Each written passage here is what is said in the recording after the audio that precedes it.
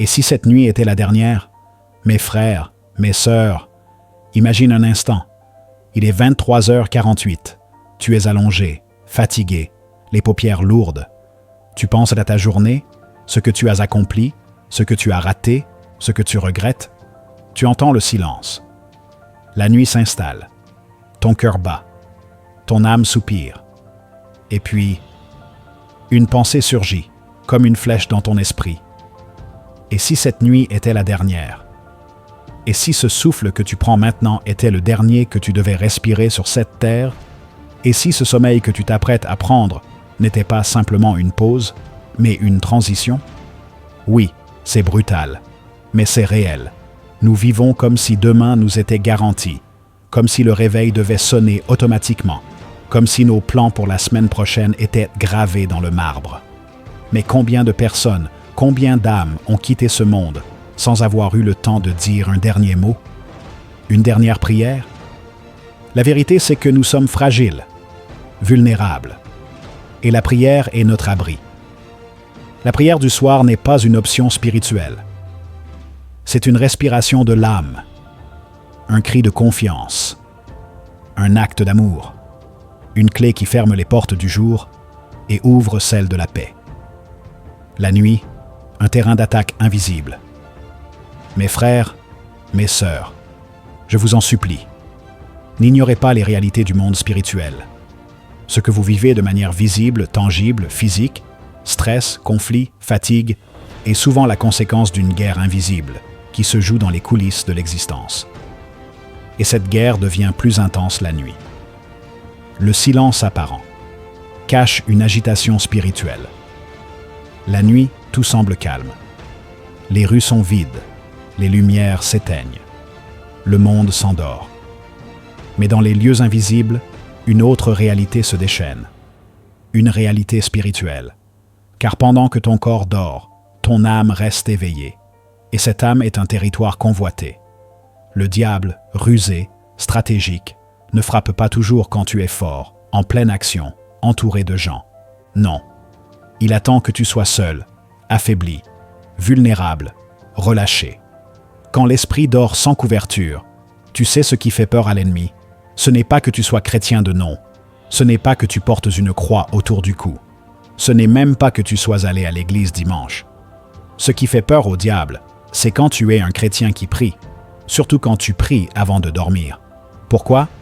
Parce que la prière du soir, c'est ta clôture spirituelle. C'est la clôture autour de ton âme, de ton esprit, de ta maison, de ta famille. Mais si tu t'endors sans prier, tu laisses une brèche, une ouverture, un accès. Et le royaume des ténèbres n'attend que cela. Jean 10h10 dit « Le voleur ne vient que pour dérober, égorger et détruire. Il ne frappe pas à la porte. Il attend que tu laisses entr'ouverte. » Et souvent, cette porte ouverte, c'est ton silence dans la prière. Les symptômes d'un sommeil sans prière. Tu dors, mais tu te réveilles encore plus fatigué. Tu fais des cauchemars incessants. Tu ressens des oppressions pendant la nuit, des paralysies, des sensations d'étouffement. Tu te réveilles à 3 heures, 4 heures du matin sans comprendre pourquoi. Ce ne sont pas des coïncidences. Ce ne sont pas de simples troubles du sommeil. Ce sont des signaux, des alertes spirituelles. Et tu sais ce qui les repousse? La prière.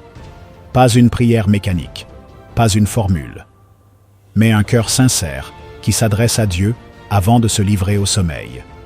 Quand tu pries, tu te couvres. Tu te places sous l'autorité de Dieu.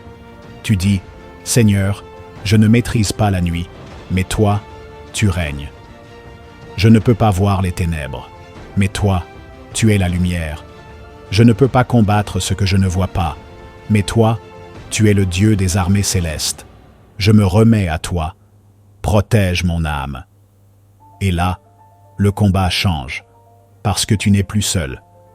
Dieu envoie ses anges, psaume 34:8 ou 34:7 selon les versions, déclare « L'ange de l'Éternel campe autour de ceux qui le craignent, et il les arrache au danger. » Quand tu pries, ce n'est pas juste toi qui t'exprimes.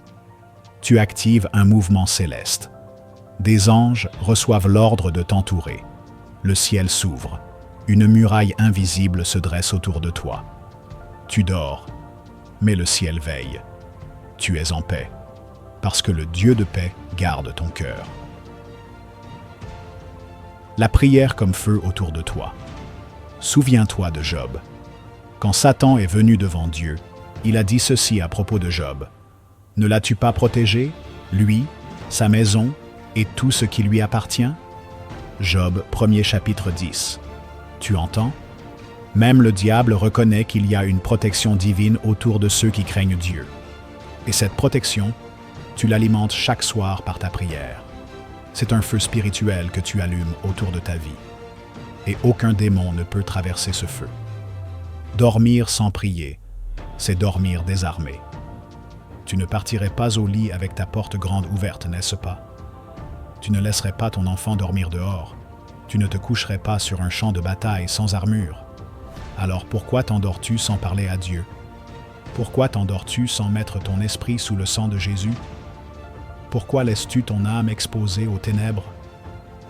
Tu vois, la prière du soir n'est pas un luxe. C'est une urgence spirituelle. Chaque jour, tu es attaqué par des pensées, des influences, des douleurs, des accusations. Et la nuit est souvent le moment choisi par l'ennemi pour frapper. Parce qu'il sait que tu es en repos. Mais quand tu pries, ton repos devient une victoire. 1 Pierre 5,7. Une clé de paix. Déchargez-vous sur lui de tous vos soucis, car lui-même prend soin de vous.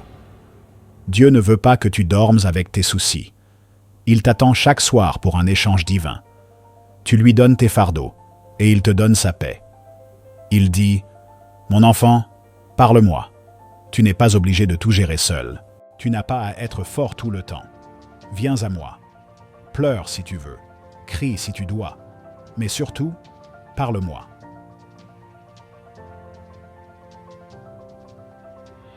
Le moment sacré du dépôt.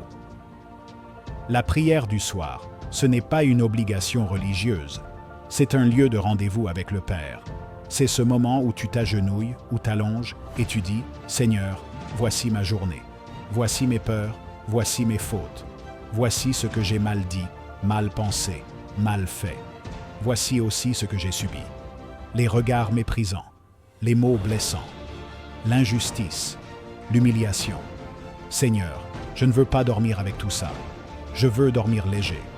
Alors je te les rends. » Et là, quelque chose se passe. La tristesse s'en va. Le cœur se calme. L'angoisse se dissout dans la présence de Dieu. Ce n'est pas de la magie, c'est le fruit de la communion. Jésus t'écoute, même quand tu n'as plus de mots.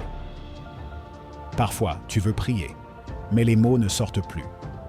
La douleur est trop profonde, l'émotion trop forte, la lassitude trop grande. Mais tu sais quoi? Dieu comprend même tes soupirs. L'Esprit intercède par des soupirs inexprimables. Romains 8,26. Même si tu dis seulement « Seigneur, aide-moi », même si tu verses juste une larme sincère, Dieu est là. Il entend, il prend, il agit. Deuxième, guérir l'âme, réparer le cœur. Tu veux une vérité forte. Ce n'est pas le corps qui garde les blessures les plus profondes, c'est l'âme. Et l'âme, elle ne cicatrise pas toute seule. Tu peux prendre des médicaments pour le corps, mais les médicaments pour l'âme, c'est la présence de Dieu. C'est sa parole, c'est sa paix. C'est la prière. Les larmes cachées de la nuit. Tu connais peut-être cette réalité. Tu ris devant les autres, tu parais fort, mais la nuit, quand tout est silencieux, quand plus personne ne regarde, le cœur pleure. C'est là que les souvenirs remontent. Les mots qu'on t'a dit, les promesses non tenues, les trahisons, les pertes, les regrets, des scènes que tu rejoues sans fin dans ta tête. Et si tu ne traites pas ces douleurs, elles deviennent des poisons pour ton âme. Elles créent de l'insomnie, de l'irritabilité, de la méfiance, de la rancune,